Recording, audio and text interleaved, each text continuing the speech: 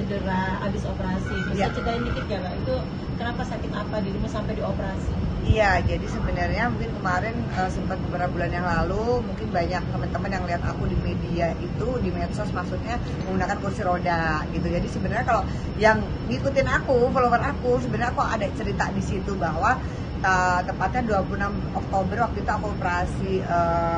Jadi gini, ceritanya saya agak mundur ke belakang ya. Jadi aku tuh asal muasalnya aku jatuh. Aku jatuh dari tangga, 5 anak tangga. Jadi jatuhnya bukan jatuh kedubluk itu enggak, tapi jatuh melundung 5 anak tangga. Aku lagi pengajian pada waktu itu mau ke toilet, padahal nggak pakai hak tinggi, aku rok panjang, aku memang pintunya itu pintu terus tangga ke bawah. Jadi aku keluar pintu, aku pakai sendalnya pada sendal flat shoes gitu, bukan yang high heel. Rok udah aku tarik begini, bismillah, aku udah tahu karena supaya agar dalam hati ngomong biar nggak jatuh. Emang begitu ngelangkah langsung berguling-guling 5 anak tangga dan terakhir jatuhnya tuh terakhirnya gini, blek gini. Karena kan tuh 2, 3, 4, 5 gitu. Jatuhnya blek gitu. Dan pas aku jatuh nggak ada yang lihat karena memang ruangannya tuh di sini ruangan tangga gitu, dari pintu ketutup. Terus aku shock kan, pasti kan shock, terus aku aku ngomong, aku jatuh, aku ngomong gitu. Pas aku ngomong begitu, teman-teman yang di pintu pengajian deket sini dengar, kata Idris, aku dengar tadi kamu ngomong aku jatuh.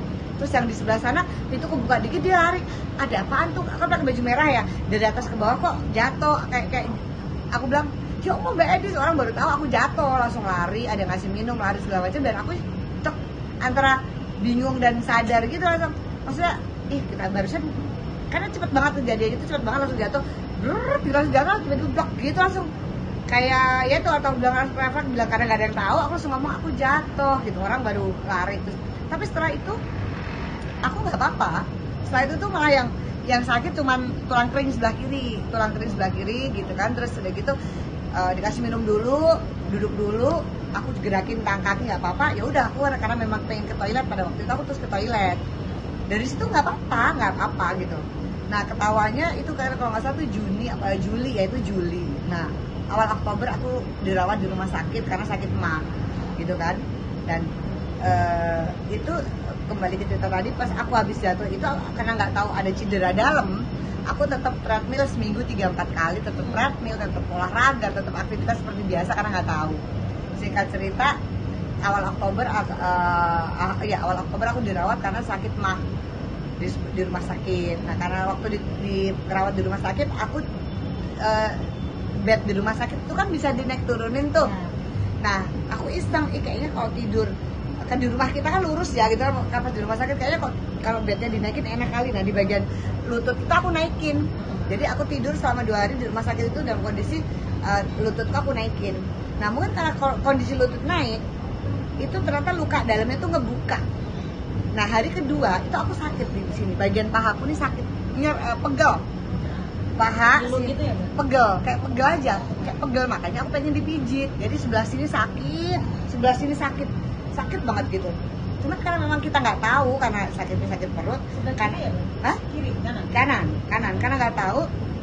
Ada teman datang yang bisa mijit, aku suruh mijit lah, aku minta tolong mijit karena kakiku pegel, lagi besok aku ke rumah sakit nih gitu kan. Jadi padahal aku masuk rumah sakit itu aku Sabtu malamnya aku di USG, terus Senin pagi aku tindakan endoskopi perut. Nah Senin sorenya itu aku sakitnya kok parah ya, sampai aku nggak bisa tiduran selonjor tuh, nggak bisa karena sakit gitu. Terus kayak mungkin keselio kalian, minta tolong nggak teman dipijit. Itu hari Senin. Pas hari Selasa paginya bangun tidur bengkak segede gini, kaki bengkak, nggak bisa jalan, nggak bisa disenggol, teriak, pokoknya udah nggak bisa ke toilet, udah pakai kursi roda. Alhamdulillahnya ketawanya di rumah sakit langsung cek dokter, langsung aku disuruh MRI gitu, MRI untuk lutut gitu kan. Kebetulan pada waktu itu memang aku udah beberapa hari kemudian aku ada janji untuk medical check up di Penang, jadi akhirnya aku second opinion ke Penang. Memang dokter di rumah sakit di Indonesia, di Jakarta udah ngomong bahwa kamu harus hati-hati ini karena waktu itu bahasanya ototnya terserabut gitu. Pokoknya ini kamu harus ini loh, kamu harus diperiksa lebih detail ke dokter ortopedi gitu kan. Cuman karena 2 hari kemudian jadwalku udah jauh hari nih, jadwal di Penang untuk medical check up, akhirnya ya aku sekalian aku periksa ke Penang gitu kan. Itu udah kemana-mana udah pakai kursi roda itu, sebelum operasi itu udah gak bisa jalan memang, aku udah pakai kursi roda. Nah terus cuma diwajib-wajib dokter Jakarta adalah kamu jangan dipaksa jalan, emang nggak bisa dipakai jalan, boro-boro buat napak aja sakit kan, karena kalau enggak itu nanti kamu bisa dioperasi, bilangnya gitu. Pas sampai di Penang, second opinion diperiksa lagi. Di sana aku rongsen lagi, rongsen dalam keadaan berdiri lebih detail segala macem. Terus konsultasi ke dokter, nah dokter di sana menganjurin ini kamu harus dioperasi karena kondisinya kamu nggak bisa jalan, satu. Kedua, apa yang menyebabkan nggak bisa jalan? Ternyata ligamen itu kalau nggak salah nih saya, yang menghubungkan otot yang menghubungkan betis dan paha di lutut itu cedera. Jadi segini, kamu pernah jatuh nggak? Nah itu ditanya kan, aku lupa karena kan aku jatuh tuh Juli dan ini baru berasa tuh Oktober gitu ya. Ya memang tadinya mungkin dokter bilang, jadi pada waktu itu robeknya sudah ada robek sedikit, kemudian mungkin aku tetap aktivitas olahraga segala macam dan plus dipijit itu. Dan aku bilang, tapi kenapa asal masalahnya karena kaki saya pegel dok? Iya karena kamu tidur dalam posisi begitu, lukamu kebuka, luka dalamnya kebuka, jadi sakit, berasanya nyeri. Nah nggak tahu dipijit. Tapi menurut aku ini udah qadarullah ya seperti itu, bahwa memang alhamdulillahnya aku tetap bersyukur aku ketawanya di rumah sakit sehingga bisa tetap terus cepet-cepet di MRI, kemudian diambil tindakan. Pada waktu itu memang aku memutuskan sempat memikir pulang ke Indonesia dulu 1 minggu karena suami harus izin kerja untuk operasi kan, karena pasca operasi dokter udah bilang nih bahwa saya nggak bisa jalan selama 1-3 bulan gitu, karena kan lutut gitu. Jadi dengan fisioterapi akan bisa jalan setelah 2-3 bulan. Dengan fisioterapi nanti akan normal kembali gitu. Jadi dioperasi, lutut aku dioperasi tahun 20 Oktober itu menggunakan ototku sendiri dan menggunakan otot titanium disambung gitu. Ada titanium yang masuk ke lutut gitu. Jadi ada operasi di sini. Jadi aku memutuskan untuk operasi karena alhamdulillah aku mau, karena pasiennya mau. Kan kadang ada orang nggak mau operasi karena pasiennya nggak mau. Kalau aku berpikir gini ya, karena menurutku lebih cepat lebih baik. Untung aku masih ada keberanian, untung aku masih ada kemauan, dan juga aku masih muda. Artinya aku masih pengen traveling, masih pengen beraktivitas seperti biasa, masih pengen segala macam lah, masih pengen umroh, masih pengen haji gitu kan. Sementara ini kaki gitu loh. Kalau aku nggak operasi mungkin bisa jadi 5 tahun, 10 tahun, 15 tahun akan operasi juga. Iya kan, dan kalau kambuh nyeri gitu. Jadi memang dibutuhkan sebuah keberanian dari aku, dan juga bahwa resiko dari awal aku sudah tahu. Pasca operasi 2-3 bulan aku menggunakan kursi roda, dan aku fisioterapi seminggu 3 kali sampai bisa jalan gitu. Udah bahkan sampai sekarang ini sudah Oktober, November, Desember, Januari, Februari, Maret aku masih terus fisioterapi. Alhamdulillah aku udah bisa jalan, pulang umroh. Dan baru nggak nyampe 2 bulan aja aku sudah umroh. Aku umroh masih pakai kursi roda dan masih pakai tongkat itu aku umroh, karena itu jadwal dari jauh-jauh hari juga umroh bersama keluarga. Dan menurut aku alhamdulillah ternyata umroh menggunakan di kursi roda itu juga dibantu banget gitu loh. Bahkan di pesawat aja dijemput kita di pesawat, kemudian kita pakai tangga khusus seperti itu gitu. Jadi walaupun dalam kondisi kemarin ke dalam keterbatasan, aku bersyukur masih bisa melaksanakan ibadah umroh. Dan kalau kemarin banyak teman lihat aku masih tetap aktivitas, masih tetap pergi keluar, karena aku berpikir saya sudah tahu bahwa saya bisa jalan itu setelah 2-3 bulan.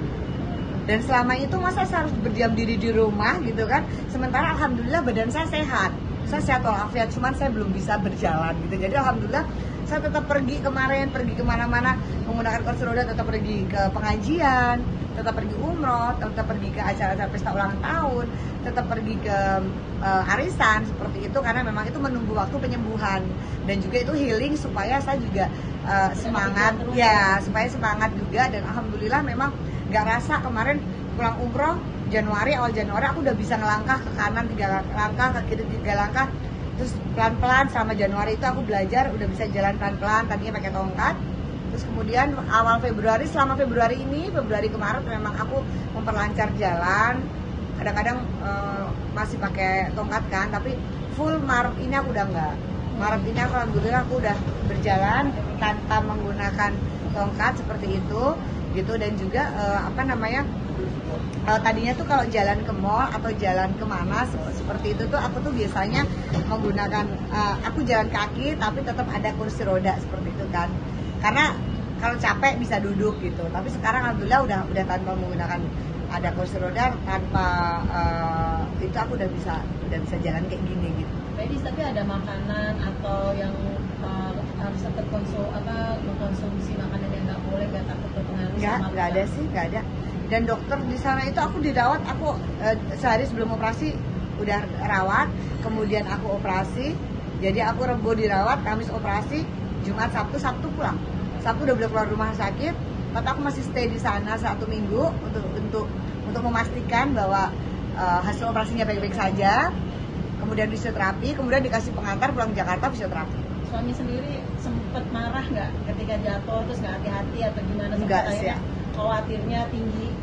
Enggak sih, alhamdulillah suami aku juga sempat kaget juga, karena aku juga nggak nyangka jatuh yang pada waktu itu menyebabkan luka yang cukup parah atau cukup serius gitu ya. Jadi ya namanya qadarullah ya, udah qadarullah bahwa musibah atau hujan itu ya kita nggak pernah tahu. Jadi ya suami aku sih cuman ya udah nggak apa-apa, kalau kamu berani operasi ayo kita operasi, kalau enggak juga nggak masalah. Pokoknya suamiku itu bagaimana yang terbaik menurut aku aja, seperti itu.